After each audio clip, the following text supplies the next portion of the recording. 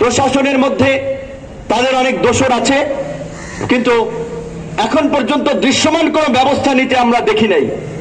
আমরা বলছি যে অবশ্যই সরকারের দুর্বলতা আছে, সেগুলো মোকাবিলা করে আমরা চাই সরকার সফল হয়ে উঠুক।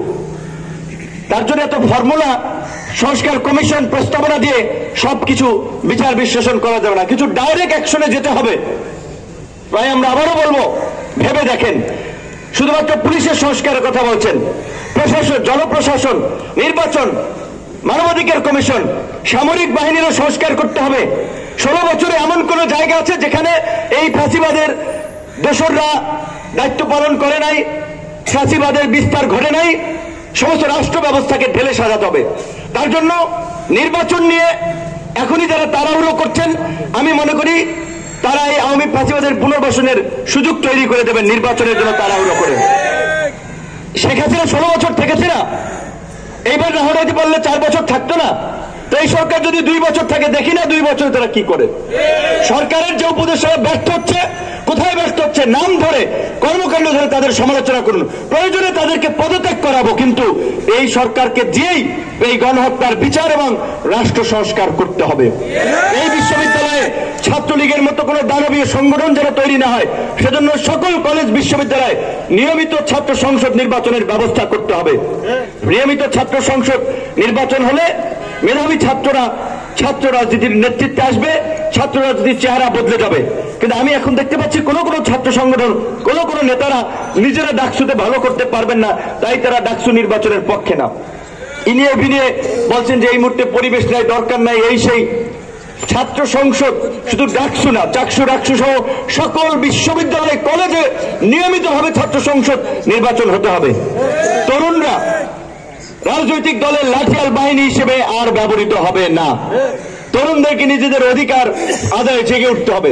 আজকের যে রাষ্ট্র পুনর্গঠনের যে আমরা সুযোগ পেয়েছি, আমাদের এই অন্তর্বর্তীকালীন সরকারের তরুণরা উপদেষ্টা আছে, আগামীর রাষ্ট্র ক্ষমতায়ও তরুণদের অংশীদারিত্ব নিশ্চিত করতে হবে। তাই আমাদের তরুণ বন্ধুরা কেউ কেউ রাজনৈতিক দল গঠন করতে চাচ্ছেন, খুবই ভালো চিন্তা ভাবনা, আরো 5-7টা দল তৈরি হোক। এই গণ অধিকার পরিষদ, এই ছাত্র যুব শ্রমিক অধিকার পরিষদও তো এই আন্দোলনের অগ্নিগর্ভ থেকেই জন্ম লাভ করেছে এবং হাঁটিহাঁটি পা করে 18 সাল থেকে এই 24-এর মধ্যে একটা ছাত্র সংগঠন, যুব সংগঠন, শ্রমিক সংগঠন একটা পরিপূর্ণ রাজনৈতিক দল হিসেবে আত্মপ্রকাশ করেছে। ঢাকা বিশ্ববিদ্যালয়ে আমাদের তরুণ ছাত্র ভাই বন্ধুদেরকে দুটো বিষয় একটু দৃষ্টি আকর্ষণ করে সমালোচনা করতে চাই। আপনাদের অধিকার আদায় করতে গিয়ে এইখানে যারা বসে আছে, যত রক্ত ঝরিয়েছে, যত মার খেয়েছে, ঢাকা বিশ্ববিদ্যালয়ের ইতিহাসে কোন ছাত্র নেতা, কোন ছাত্র সংগঠনের কর্মীরা এইভাবে ছাত্রদের অধিকার আদায় করতে গিয়ে মার খায় নাই। আমরা রাজনৈতিক দলের কোন নেতার মুক্তির জন্য ঢাকা বিশ্ববিদ্যালয়ে প্রোগ্রাম করে নাই, আমরা কোন রাজনৈতিক এজেন্ডা নিয়ে আমরা বিশ্ববিদ্যালয়ে প্রোগ্রাম করে নেই। ছাত্রদের দাবি, হলের ক্যাম্পাসের পরিবেশ, জাতীয় স্বার্থ, সেগুলো নিয়ে কথা বলেছিলাম, বারবার রক্তাক্ত হয়েছে। ছাত্র অধিকার পরিষদ একটা ইতিহাস তৈরি করেছে। এই যে এখানে থাকতে থাকতে কিছুক্ষণ আগে আমার এই ফেসবুকের স্কুলে চলে আসছিল 2000 আপনার এই যে দেখেন যে আপনার এই 23 সালের 7ই আপনার ফেব্রুয়ারির কথা, যে সেদিন ছাত্র অধিকার পরিষদের কাউন্সিল ছিল।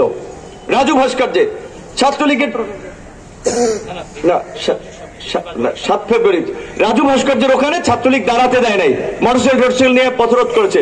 ঢাকা বিশ্ববিদ্যালয়ের ভাইস চ্যান্সেলরের বাসার সামনে যেই যে আসিফ আক্তার, আনাফ সহ সবাই যারা সেই কাউন্সিলে অংশ নিয়েছিল, সেদিন বলেছিলাম 2024 সালে হাসিনার পতন ঘটবে এবং এই ছাত্র অধিকার পরিষদের নেতৃত্বে পতন ঘটবে, করেছে। কাজী আপনাদেরকে এই সন্ধ্যার সময় আবারও বলছি, আগামীর বাংলাদেশ তরুণরা নেতৃত্ব দেবে, তরুণদেরকে এগিয়ে আসতে হবে, তরুণদেরকে রাষ্ট্র পরিচালনার দায়িত্ব নিতে হবে। এই ডাকসু সহ বিভিন্ন ছাত্র সংসদ নির্বাচনের মাধ্যমে সেই তরুণ নেতৃত্বের পথ সুগম করতে হবে।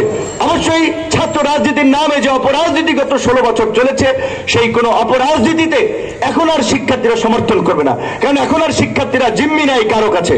সুতরাং যারা ছাত্র রাজনীতিও করবেন, ছাত্র সংগঠন, তাদেরকেও শিক্ষার্থীদের পালস বুঝতে হবে। জাতীয় স্বার্থ, জাতীয় রাজনীতির চেয়ে ক্যাম্পাস কেন্দ্রিক আপনাদেরকে সক্রিয় হতে হবে, শিক্ষার্থীদের সুযোগ সুবিধা নিয়ে কাজ করতে হবে। বিশেষ করে ঢাকা বিশ্ববিদ্যালয়কে আমি মনে করি শতভাগ মানসম্পন্ন আবাসিক বিশ্ববিদ্যালয়ে রূপান্তর করা এখন সময়ের দাবি। আমরা গণরূপে যে অমানবিক পরিবেশে থাকি, তার মধ্যে থেকে বিসিএস ক্যাডার হচ্ছে, গবেষক হচ্ছে, ভালো ফলাফল করছে, ভালো বিশ্ববিদ্যালয়ে চান্স পাচ্ছে, এটা আমাদের জন্য সৌভাগ্যের। এটা অমানবিক। এই পরিবেশে বিশ্ববিদ্যালয়ের ছাত্ররা থাকে না, তাও ঢাকা বিশ্ববিদ্যালয়ের মতো ছাত্ররা। শুধু ঢাকা বিশ্ববিদ্যালয় না, আমি মনে করি আমাদের এই প্রত্যেকটি পাবলিক বিশ্ববিদ্যালয়গুলোর পরিবেশ উন্নত করা দরকার এবং ছাত্রদের আবাসন, খাদ্য যা খায় একটা মুরগির টুকরা, পাতলা ডাল, মনে হয় হলুদ মরিচ গুলা নিয়ে আসছে, এগুলো খাইয়া তার মাথায় মানে শরীর স্বাস্থ্য কি ঠিক থাকবে? পুষ্টি নাই তো খাবারে, পুষ্টিহীনতা। এতে ছাত্রদের সবজি, মাছ, মাংস, ডাল প্রয়োজনে খাবারে ভর্তুকি দিতে হবে। সরকারের হাজার হাজার কোটি টাকা লুটপাট করে দুর্বৃত্তরা নিয়ে যাচ্ছে। আর বিশ্ববিদ্যালয়ের ছাত্রদের একজন ছাত্রের পেছনে যদি বছরে 5-7 হাজার টাকা সরকার ভর্তুকি দেয়, ওইটা ভর্তুকি না।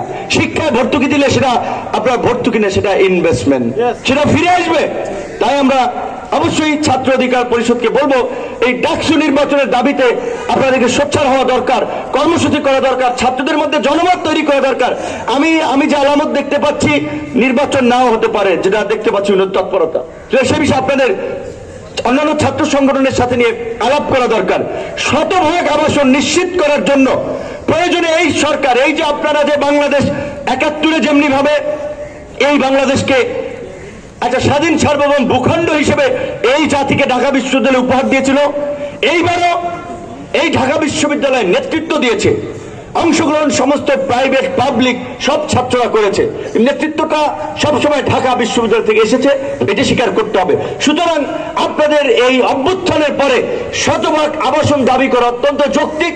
আপনারা শিক্ষা উপদেষ্টাকে বলবেন পরিষ্কারভাবে যে নতুন বছরের মধ্যে ঢাকা বিশ্ববিদ্যালয়ের শতভাগ আবাসিক নিশ্চিত করার জন্য ভবন এবং গবেষণার জন্য পর্যাপ্ত বরাদ্দ নিশ্চিত করতে হবে। আপনারা আশা করি সেই দাবি আদায়ে ছাত্রদের পাশে থাকবেন, ছাত্রদের জন্য কাজ করবেন। ছাত্র অধিকার পরিষদ এগিয়ে যাক, আগামীর বাংলাদেশের নেতৃত্ব দেখ, সেই প্রত্যাশায় শেষ করছি। আল্লাহ হাফিজ।